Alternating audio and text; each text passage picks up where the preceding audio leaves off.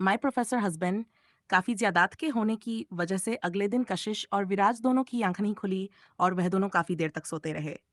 लगभग 10 बजे विराज की आंख खुली लेकिन कशिश तो तभी बहुत ही गहरी नींद में सो रही थी। विराज ने भी उसे नहीं जगाया और पहले खुद फ्रेश होने के लिए चला गया। उसके बाद उसने नो लिए ब्रेकफास्ट वही रूम में ही मंगा लिया और फिर उसके बाद उसने कशिश को जगाया। कशिश का तो जैसे नींद से उठने का मन ही नहीं था। उसने अपनी आंखें मलते हुए कहा, मुझे अभी भी सोना है, बहुत नींद आ रही है, आंख ही नहीं खुल रही मेरी तो, प्लीज थोड़ी देर और सोने दीजिए ना, बस 5 मिनट। विराज के उठाने पर कशिश ने इतना कहा और दोबारा से चेहरे पर तकिया रखकर दूसरी करवट बदलकर वह सोने लगी। तो विराज ने उसका हाथ पकड़कर लगभग खींचते हुए उसे बेड से उठाया और कहा, अरे कितना सोती हो तुम, मुझे तो पता ही नहीं था मेरी शादी लेडी कुंभकर्ण से हो गई है।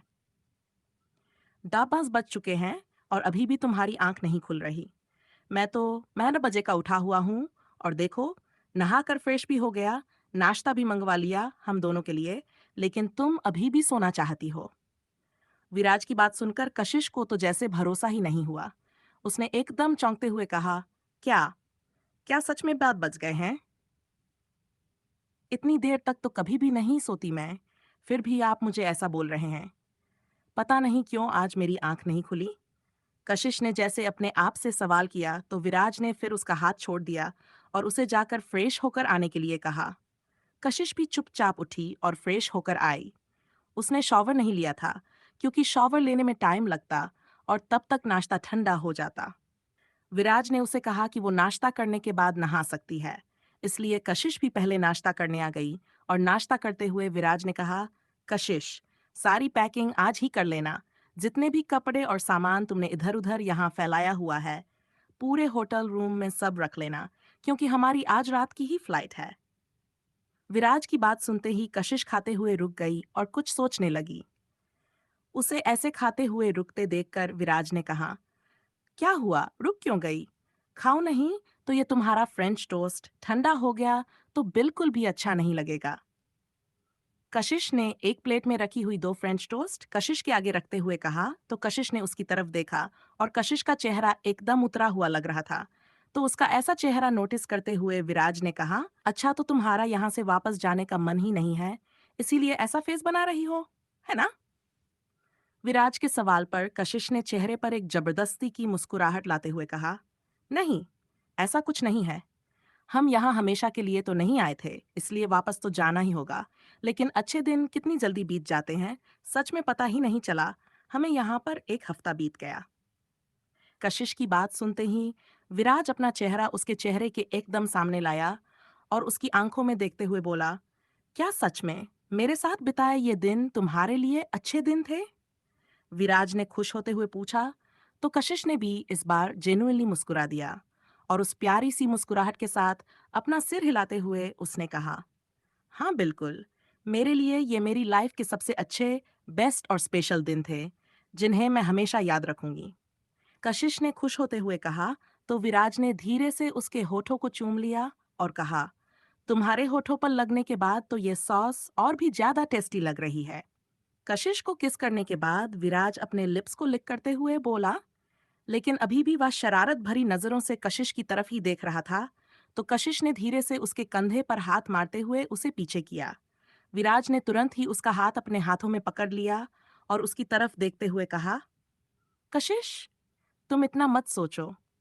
मैं प्रॉमिस करता हूँ वहां घर पर भी मेरे साथ बिताए गए सारे दिन और रातें सब कुछ तुम्हारे लिए इतनी ही स्पेशल और हसीन बना दूंगा। मैं बस मुझ पर भरोसा रखो, मैं हमेशा तुम्हारे साथ हूँ। मैं भी आपके साथ हूँ। कशिश ने विराज का हाथ कसकर पकड़ते हुए और फिर आगे आकर उसने धीरे से विराज के गाल पर किस किया।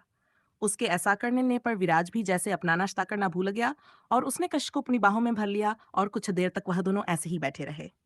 फिर विराज ने धीरे से अपनी प्लेट से खाना शुरू किया और फिर वह अपनी ही प्लेट और चम्मच से कशिश को भी खिलाने लगा। कशिश भी चुपचाप उसके हाथों से खा रही थी, वैसी उसकी बाहों में उसके नजदीक बैठी हुई। होटल में ब्रेकफास्ट के बाद लंच भी उन दोनों ने वहां पर किया, लेकिन लंच के दौरान वह दोनों ही पैकिंग में लगे हुए और कशिश ने उस पूरे हनीमून स्वीट में कहीं ना कहीं तो अपना सामान फैलाया हुआ था। काफी कुछ तो विराज ने बेड के नीचे से निकाल दिया और बाथरूम कशिश के काफी सारे कपड़े थे, तो वह सारे कपड़े कशिश खुद ही कलेक्ट कर रही थी और फिर उसने सारा सामान जैसे पैक किया और उसके बाद विराज ने डबल चेक किया था कुछ रहन गया। विराज ने देखा साइड टेबल पर कशिश के फोन का चार्जर अभी भी लगा हुआ था। कशिश उसे अपने बैग में रखना भूल गई थी तो विराज ने वह चार्जर निकालते हुए कहा, अपने चार्जर को निशानी के तौर पर यही छोड़कर जाने का इरादा है क्या तुम्हारा? विराज के हाथ में अपने फोन का चार्जर देखकर कशिश ने तुरंत ही उसके हाथ से वह चार्जर छीन लिया और उसे अपने पर्स में रखते हुए कहा, नहीं नहीं, ऐसा कुछ नहीं है। ये मुझे याद था। मैं बस इसे लास्ट में निकालने वाली थी और कुछ नहीं।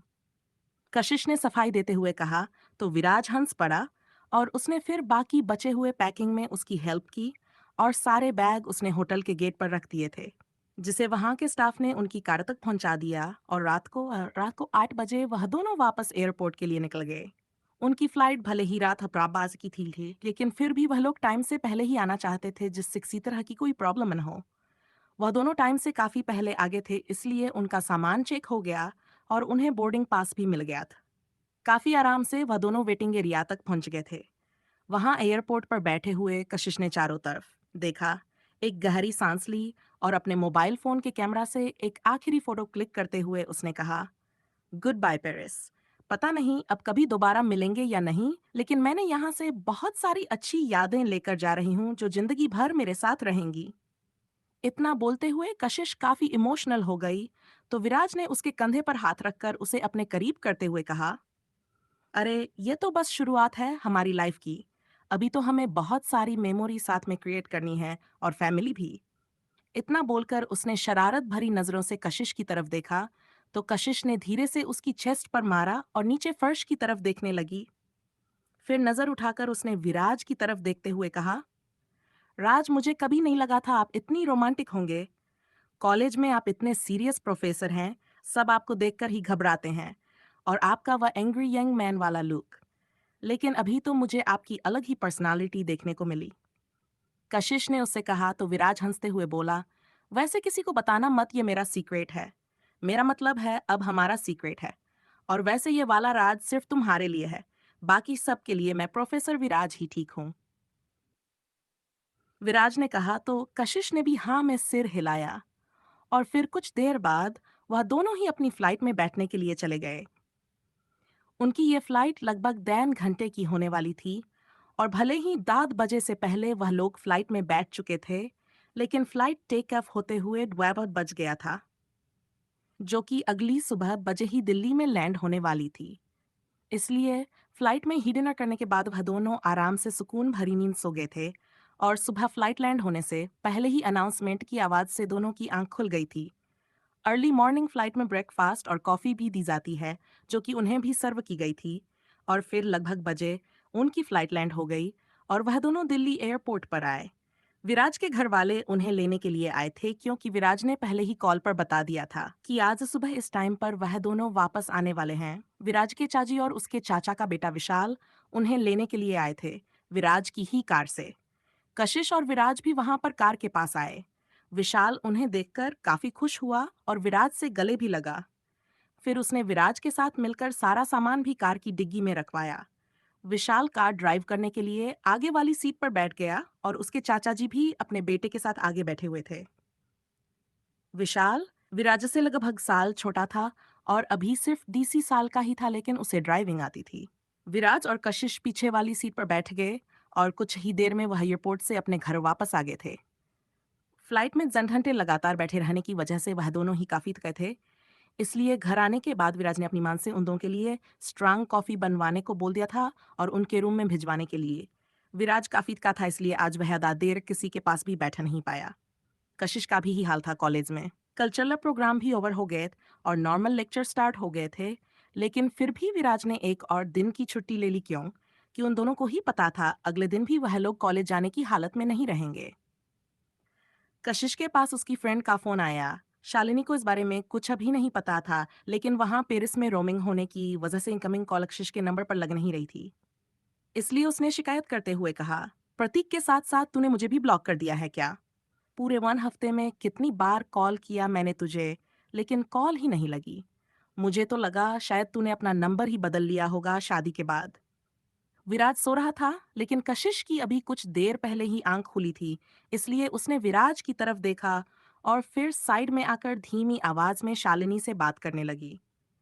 उसने शालिनी की बात का जवाब देते हुए कहा, क्या बोल रही है यार, नंबर क्यों चेंज करूंगी मैं? शादी के बाद सरनेम चेंज करते हैं, मोबाइल नंबर नहीं। कशिश की बात सुनकर शालिनी ने फिर से शिकायत करते हुए कहा, अच्छा अगर ऐसा है तो फिर एक हफ्ते तक कहाँ गायब हो गई थी तू? चल माना कि तुझे कॉलेज नहीं आना था, लेकिन फिर भी कॉल मैसेज कुछ तो कर सकती थी।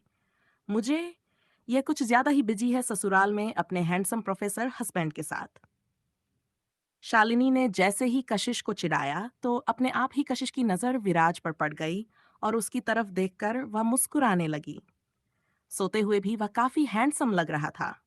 वह थोड़ी देर तक कुछ नहीं बोली तो शालिनी ने कहा, अच्छा तो इसका मतलब मेरा अंदाजा सही है, अपने हस्बैंड के साथ ही बिजी है, क्योंकि पूरे एक हफ्ते मुझे विराज सर भी कॉलेज में कहीं नजर नहीं आए। शालिनी ने दोबारा से कॉल पर बोला तो कशिश का ध्यान उसकी आवाज की तरफ हुआ। कशिश ने शर्माते हुए धीमी आवाज में कहा, हाँ तो इसमें गलत क्या है? आखिर हमारी शादी हो चुकी है, अब हम हस्बैंड वाइफ हैं, तो एक दूसरे के साथ ही बिजी रहेंगे ना, किसी और के साथ तो नहीं बिजी रहेंगे। और लास्ट वीक तेरी कॉल इसलिए नहीं लगी क्योंकि मैं यहाँ थी ही नहीं, मैं आउट ऑफ इंडिया गई थी हनीमून के लिए। कशिश ने एक्साइटमेंट में खुश होते हुए शालिनी को पूरी बात बता दी और उसकी बात सुनकर शालिनी को जैसे एकदम सदमा लगा और उसने तेज आवाज में चिल्लाते हुए कहा, हनीमून? वो भी विराज सर के साथ? वह भी आउट ऑफ इंडिया? यार क्या किस्मत है तेरी। सर तुझे आउट ऑफ इंडिया लेकर गए थे हनीमून के लिए? कौन सी डेस्टिनेशन पर गए थे तुम लोग? यार बताओ मुझे, तू तो बहुत लकी है यार। क्या बात है? शालिनी की इतनी तेज आवाज सुनकर कशिश ने मोबाइल फोन अपने कान से दूर करते हुए कहा, क्या कर रही है यार तू? चीख क्यों रही है वह भी इतनी तेज आवाज में? मेरे कान खराब करेगी क्या?